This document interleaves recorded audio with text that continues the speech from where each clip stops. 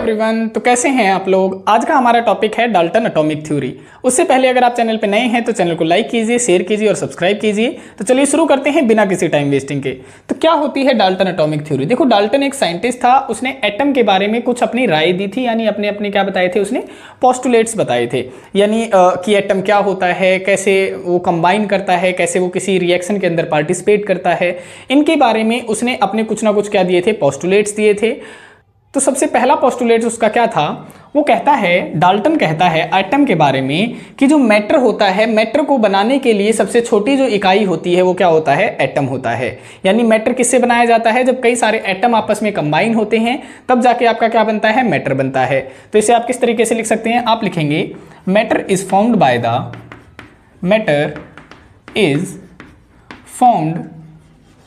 The smallest unit से बनाया जाता है, जिसे हम क्या कहते हैं, एटम कहते हैं, कॉल्ड एटम। ये सबसे छोटी यूनिट थी, ये उसने बताई थी डाल्टन ने कि मैटर जो बनाया जाता है वो एटम से बनाया जाता है। सेकंड पोस्टुलेट उसने बताया था कि एटम को ना तो हम बना सकते और ना ही हम डिस्ट्रॉय कर सकते, ये उसने दूसरा पोस्टुलेट बताया था। तो सेकंड पोस्टुलेट आप क्या लिखेंगे, आप लिखेंगे atom can neither be created, atom can neither be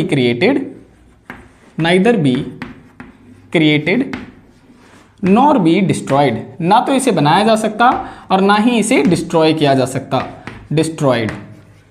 ये उसने एटम के बारे में दूसरा पोस्टुलेट दिया था।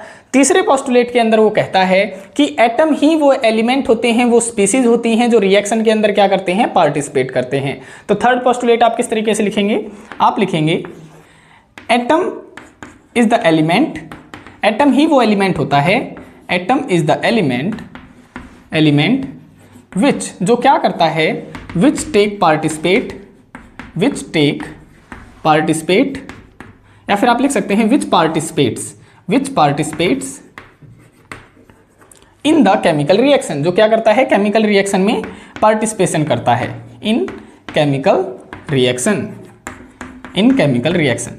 फोर्थ पोस्टुलेट के अंदर वो क्या कहता है, वो कहता है कि जो एटम होते हैं दूसरे एटम के साथ में कंबाइन होकर एक मॉलिक्यूल का क्या करते हैं, निर्माण करते हैं। ये वो एटम ही होते हैं जो आपस में एक दूसरे के साथ में कंबाइन होकर क्या बनाते हैं, मॉलिक्यूल का निर्माण करते हैं।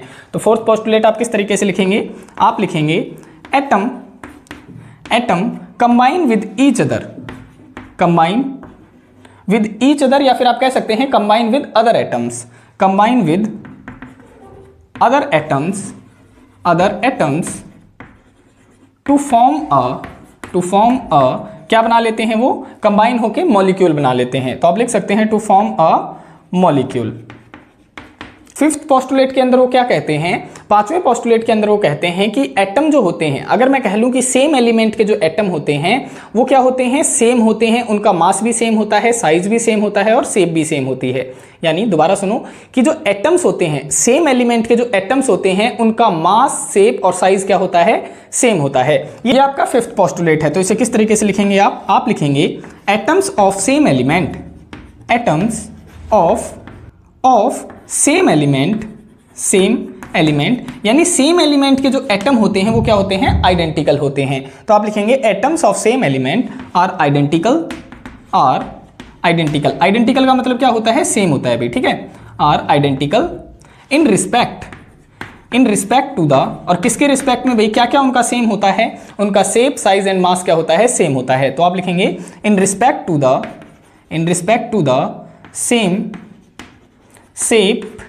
शेप, साइज एंड मास, ये क्या होता है, उनका सेम होता है, ठीक है। ये उसका फिफ्थ पोस्टुलेट है। सिक्स्थ पोस्टुलेट के अंदर डाल्टन क्या बताता है एटम के बारे में, वो कहता है कि अगर डिफरेंट एलिमेंट के जो एटम्स होते हैं उनका शेप, साइज और मास क्या होता है, डिफरेंट होता है। जैसे देखो, इस फिफ्थ पोस्टुलेट के अंदर हमने क्या बताया था कि अगर सेम एलिमेंट है तो उनके जो एटम्स होंगे वो क्या होंगे, वो आइडेंटिकल होंगे, उनका शेप, साइज और मास क्या होता है, आइडेंटिकल होता है। लेकिन अगर डिफरेंट एलिमेंट के जो एटम्स होते हैं उनका शेप, साइज और मास क्या होता है, वो भी डिफरेंट होता है। ये आपका सिक्स्थ पोस्टुलेट आ जाएगा। तो आप इसमें क्या लिखेंगे, आप लिखेंगे एटम्स ऑफ डिफरेंट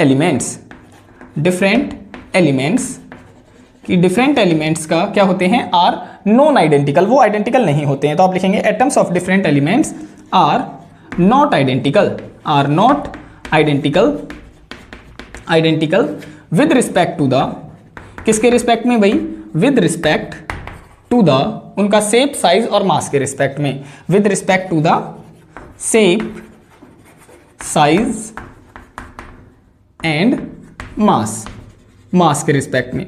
तो ये तो बातें थी कि इनके क्या हैं, ये पोस्टुलेट हैं। डाल्टन ने इनके बारे में कुछ बातें बताई थी जिन्हें हम क्या कह रहे हैं, पोस्टुलेट कह रहे हैं। लेकिन इनमें से कई बातें उन्होंने जब बताई, उनका कोई भी उसने वैलिड प्रूफ नहीं दिया।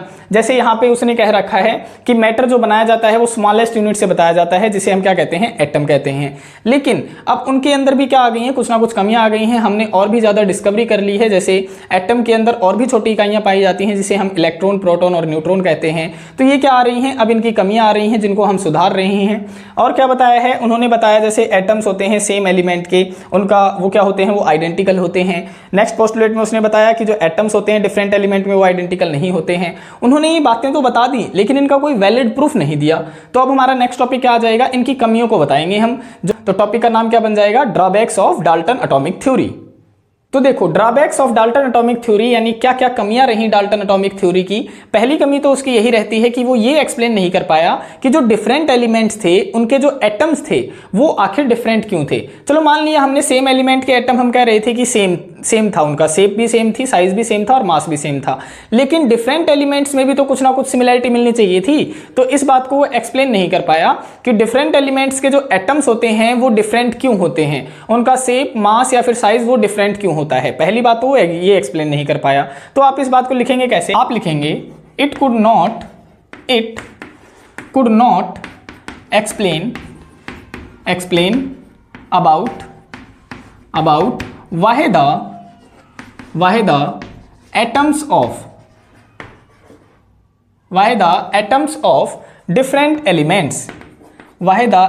of different elements are different कि एलिमेंट जो एटम्स थे डिफरेंट एलिमेंट्स के वो डिफरेंट क्यों थे, विद रिस्पेक्ट टू, किसके रिस्पेक्ट में, विद रिस्पेक्ट टू शेप, उनके शेप के रिस्पेक्ट में, साइज के रिस्पेक्ट में, साइज एंड मास के रिस्पेक्ट में। पहला पोस्टुलेट तो उसका ये आ जाता है कि वो ये बात एक्सप्लेन नहीं कर पाया था। दूसरी बात वो क्या एक्सप्लेन नहीं कर पाया, वो ये एक्सप्लेन नहीं कर पाया कि जो एटम्स आपस में कंबाइन होकर मॉलिक्यूल बना रहे हैं वो क्यों बना रहे हैं, आखिर क्या उनको ऐसी जरूरत आन पड़ी कि वो मॉलिक्यूल बना रहे हैं। तो इसमें आप क्या लिखेंगे, आप लिखेंगे सेकंड पोस्टुलेट के अंदर it could not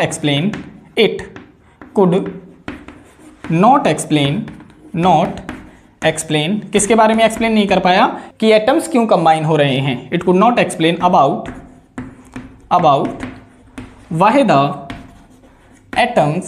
why the atoms combine with each other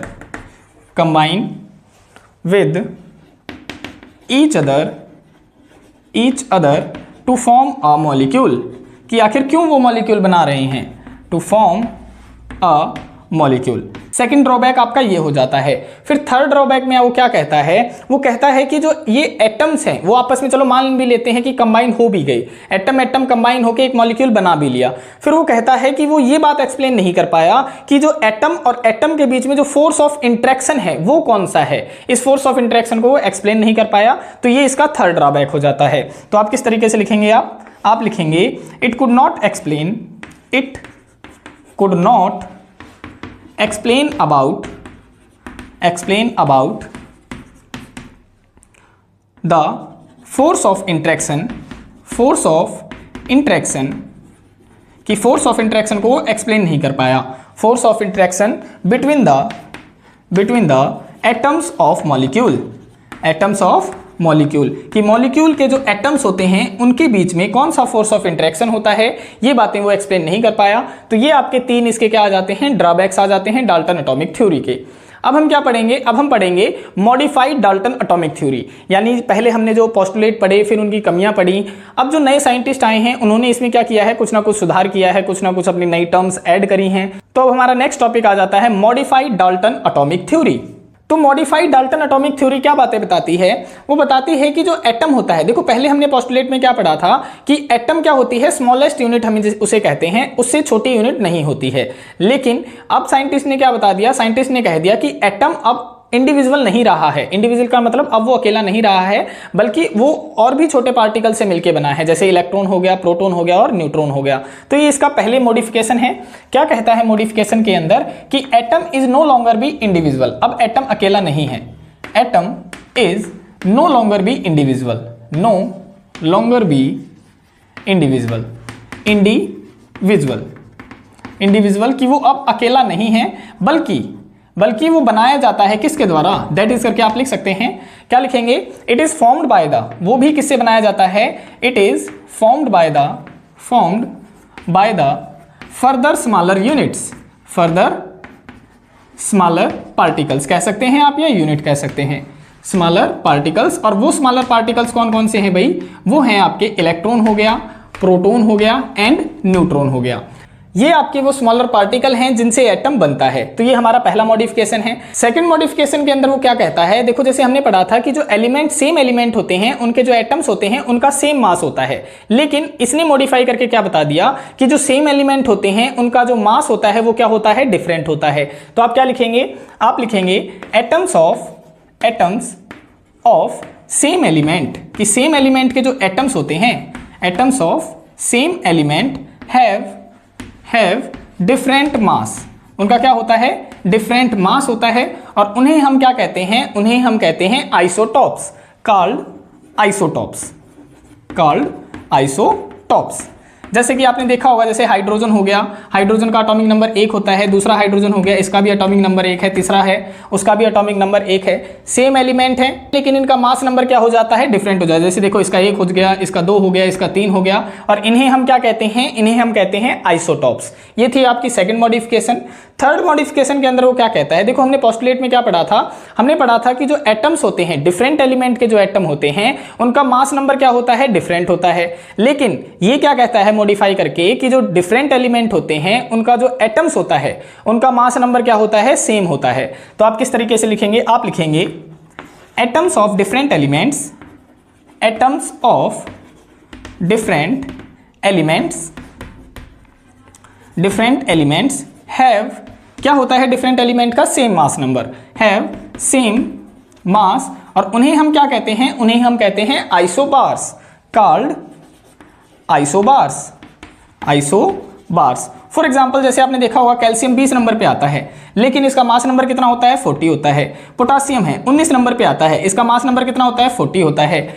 argon है, आर्गन 18 नंबर पे आता है, इसका मास नंबर कितना होता है, 40 होता है। तो देखो एलिमेंट्स डिफरेंट हैं लेकिन इनका मास नंबर क्या है, सेम है। तो इन्हें हम क्या कहते हैं, आइसोबार कहते हैं। ये आपका थर्ड मॉडिफिकेशन है।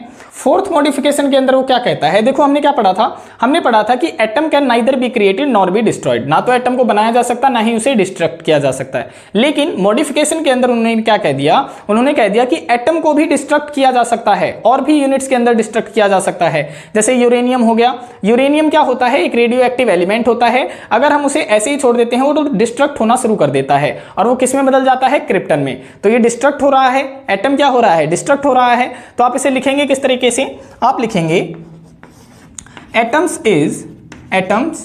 Are no longer be indestructible,